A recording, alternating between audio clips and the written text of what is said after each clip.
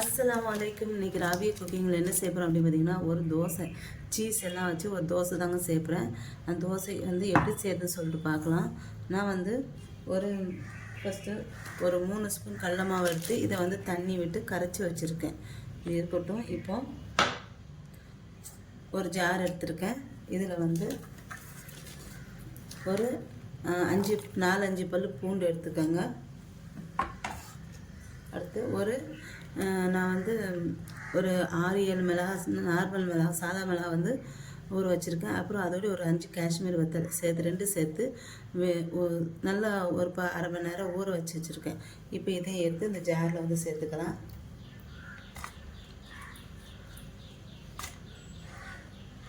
அடுத்து இதில் எடுத்து ஒரு அரை ஸ்பூன் ஜீரகம் சேர்த்துட்டு இதை 3ஐயும் நல்லா நைஸாக அரைச்சிக்கணும். இப்போ இதை நைஸாக அரைச்சி எடுத்துக்கிறேன்.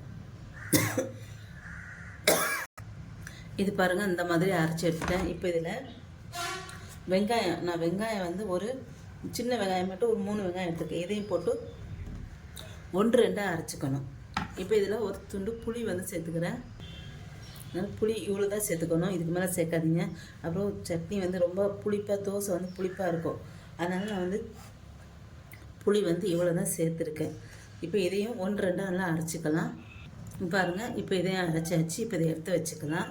அடுத்து நான் வந்து வேக வச்ச உருளைக்கிழங்கு வந்து ஒரு 2 எடுத்திருக்கேன். இதை வந்து நல்லா மசித்து வச்சுக்கணும். நல்லா மசிச்சுக்கணும். இதை பாருங்கள், நல்லா மசிச்சாச்சு. இல்லைன்னா துருவிக்கோங்க. உருளைக்கிழங்கு வேக வச்சுருக்கணும், இந்த மாதிரி துருவிக்கோங்க. இல்லைன்னா இப்போ நான் துருவி தான் வச்சுருக்கேன். இப்போ இதையும் எப்படி சேர்த்து சொல்லிட்டு பார்த்துட்டு அப்புறம் தோசை ஊற்றலாம். இப்போ ஒரு பேன் வச்சுருக்கேன். இதில் வந்து ஒரு 1/4 ஸ்பூனோடைய கொஞ்சம் கம்மியாக ஜீரகம், அடுத்து கருவேப்பிலை, கடுகு 2 பொரிஞ்சதுக்கப்புறம்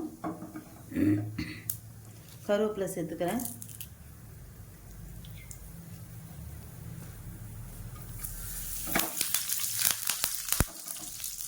அடுத்து கொஞ்சமாக மஞ்சள் தூள் சேர்த்துட்டு கரைச்சி வச்சுருக்க கடல மாவு வந்து ஊற்றிக்கிறேன். இது வந்து ரொம்ப கெட்டியாகிடக்கூடாது. இப்போ கொஞ்சம் இதில் தேவையான அளவு உப்பு போட்டுக்கிறேன்.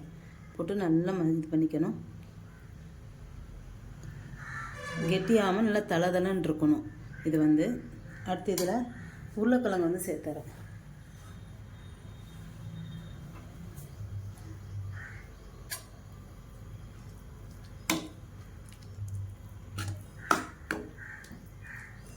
சேர்த்துட்டு இதில் கொஞ்சம் சுடு தண்ணி வந்து ஊற்றிருக்கேன். இது வந்து கொஞ்சம் கெட்டியாக இருக்க மாதிரி இருக்குது, அதனால் சுடு தண்ணி வந்து ஊற்றிக்கலாம் இதில்.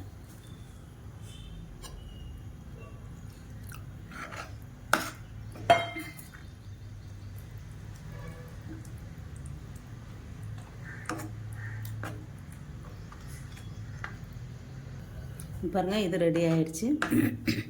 இப்போ இதை எடுத்து ஒரு ஓரமாக வச்சுக்கலாம். இப்போ வச்சுட்டு இப்போ தோசை ஊற்றலாம். இப்போ ஒரு தோசைக்கல் வச்சுருக்கேன். இதில் வந்து கொஞ்சமாக எண்ணெய் வந்து தொட்டுக்கிறேன். தொட்டுட்டு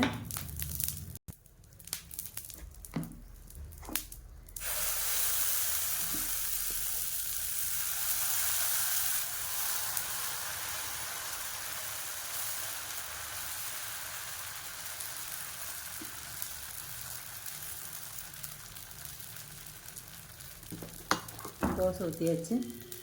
இப்போ இதில் இந்த ரெட் கலர் சட்னி கொஞ்சம் போட்டுக்கிறேன். அடுத்து வந்து இந்த கடல மாவு சட்னி கொஞ்சம் போட்டுக்கிறேன். அடுத்து இதில் ஒரு துண்டு பட்டர்,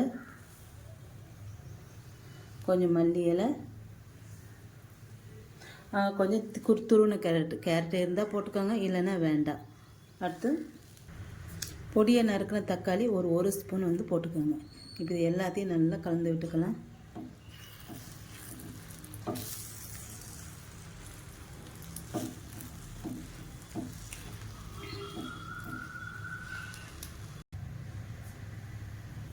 இப்போ இதில் கடைசியாக நான் வந்து சீஸ் வந்து துருவி போட்டுக்கிறேன்.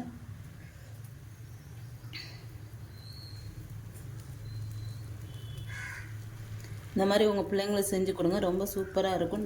நல்லா சாப்பிடவும் செய்வாங்க.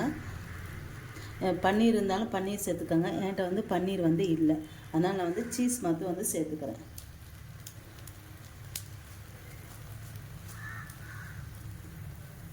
அவ்வளோதாங்க.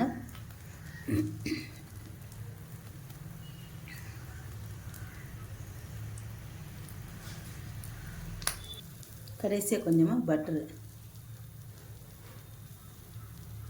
இந்த மாதிரி போட்டுக்கோங்க.